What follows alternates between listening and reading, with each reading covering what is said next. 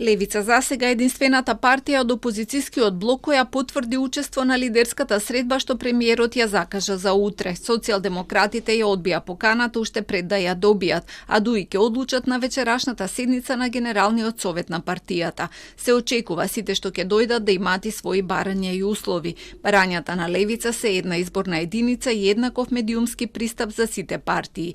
Промена на изборниот модел во една изборна единица, отворени листи без праг, побараа и од дом и покрај тоа што како вон парламентарна партија не се поканети на средбата, но ја поздравија можноста за диалог. Дуи веќе побараа бадентер при изборот на влада, како и примена на истото правило во Уставниот суд при одлучување за закони носени со бадентер и се очекува овие прашања да ги отворат и утре.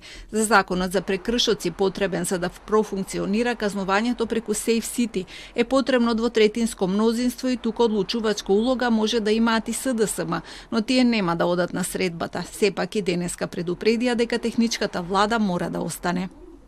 Техничката влада мора да остане. Таа е единствена шанса, единствен обид за некакви минимални услови за фер избори.